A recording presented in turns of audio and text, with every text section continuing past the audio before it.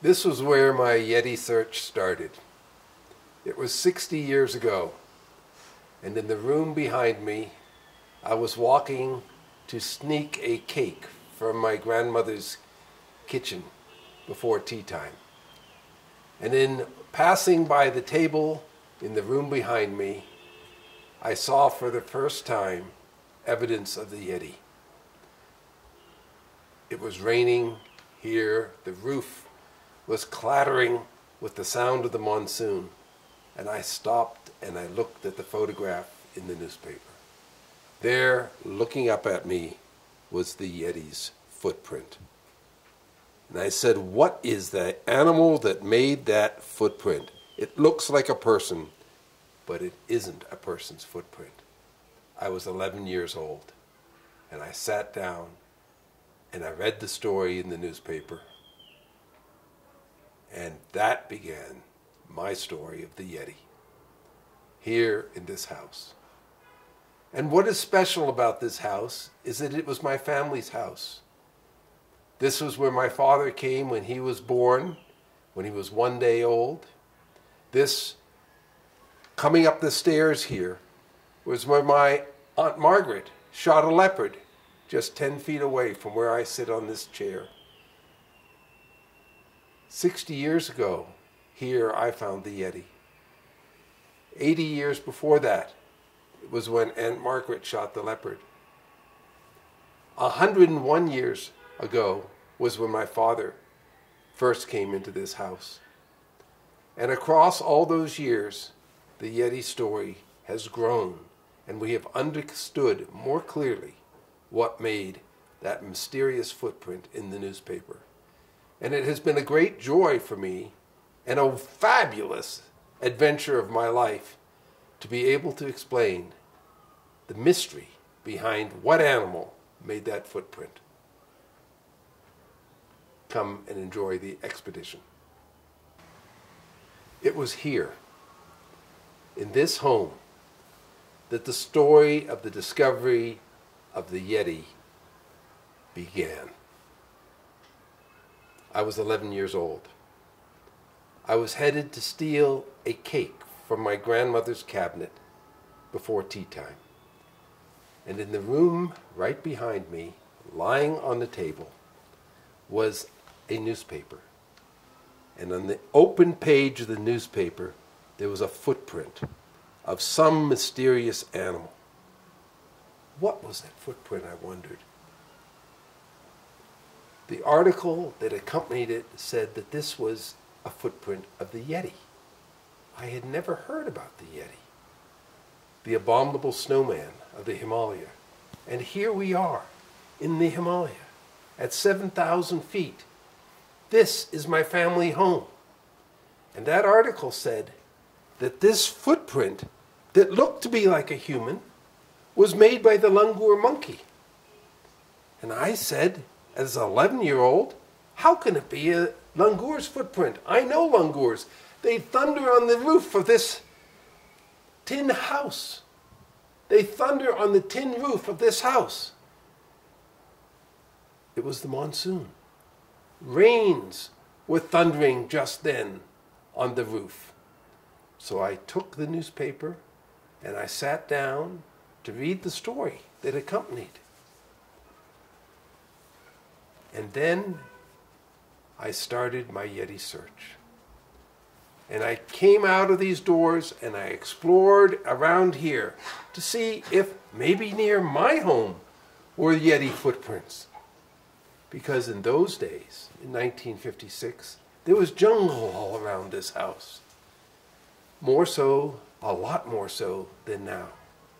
There was so much jungle that 20 years before that, my Aunt Margaret had shot a leopard coming up the stairs right in front of where I sit now. My Yeti search began here in this house and extended throughout the Himalaya for 1,800 miles to the east and to the west.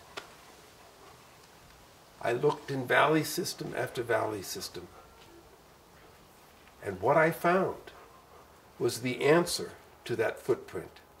I was able to explain this mystery behind that footprint, and I was able to explain the mystery behind the other Yeti footprints that it found. Was it an unknown animal, or was it a known animal that made these unknown footprints?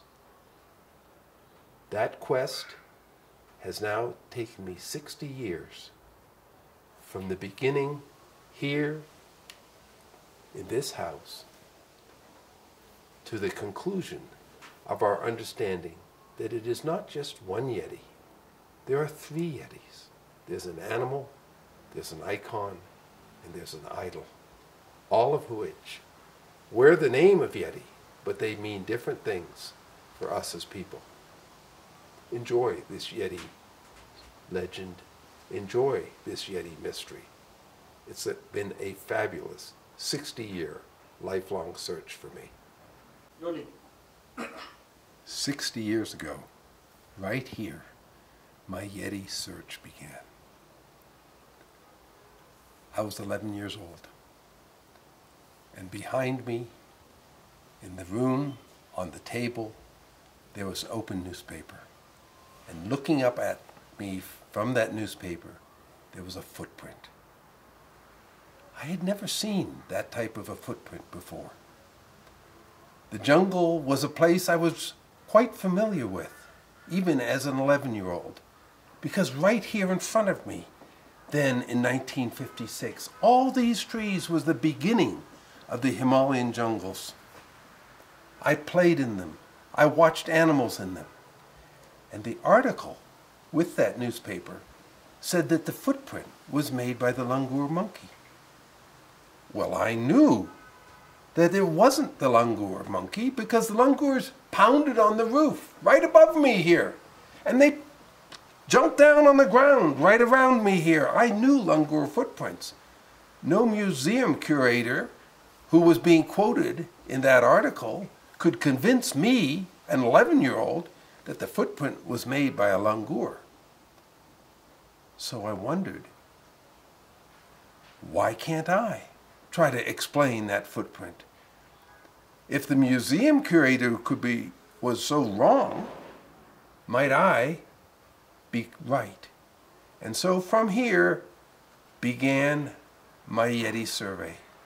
And I surveyed the Himalayas, and I searched the valleys, and I talked to the local villagers, and I read the scientific literature. 27 years after I first saw the Yeti here, I found the explanation for that footprint. But that didn't explain all that I needed to know about the Yeti, because the Yeti is more than an animal. The Yeti is also an icon of our human relationship to the wild.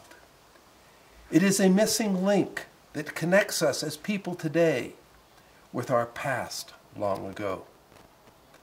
And from this house, I began to search. This house is located at 7,500 feet in the Himalaya. And I would climb to 24,000 feet. I would descend to 1,000 feet, searching the jungles, always looking for what was the animal, what was the explanation behind this mystery. It was a mystery of footprints. It was a mystery of legends. But most importantly, it's a mystery inside of ourselves as to what is our relationship with the wild. How can we recapture it now in a world where we have so little wildness left? Because it is our relationship with our wild that is at the essence of what it means to be human. My grandparents bought this house in 1920, but it was in 1930 that a leopard came up these stairs, as right where I am walking now, and my Aunt Margaret was there with a shotgun, and she shot that leopard. This was a different India, a wild India, where the animals were closer, and this was jungle all around. Today we see remnants of that jungle. But in those days, before the numbers of people had grown so thick in India, it was a jungle that was in our backyard.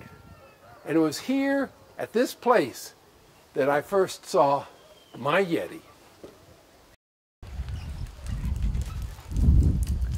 Well, it was here at this house when I was 11 years old, but 60 years ago, in 1956, that inside I met the Yeti for the first time.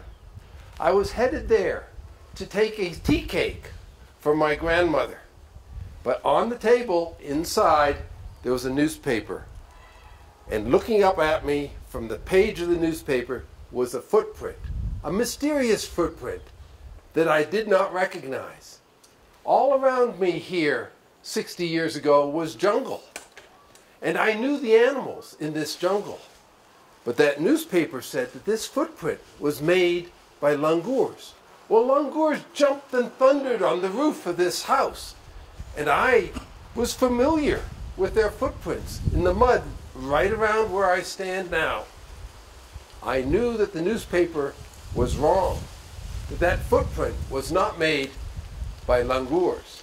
And so I began my Yeti search that would last now 60 years to explain not only the animal that made those footprints, but also the icon of what the Yeti has come to symbolize.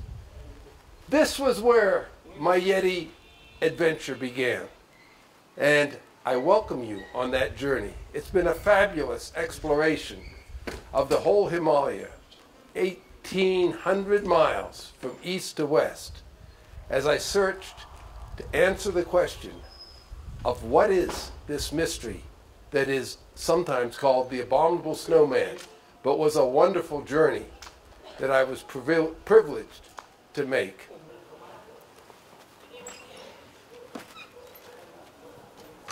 Well, it was 60 years ago in this house that my search for the Yeti began. I was 11 years old, and I was headed into that kitchen to steal a tea cake. And on the table in front of me, right there, was the photograph in a newspaper of a mysterious footprint.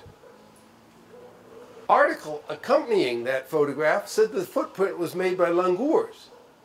Well, I knew that that wasn't a langur footprint because langurs jumped on this roof and they left their footprints here on the ground.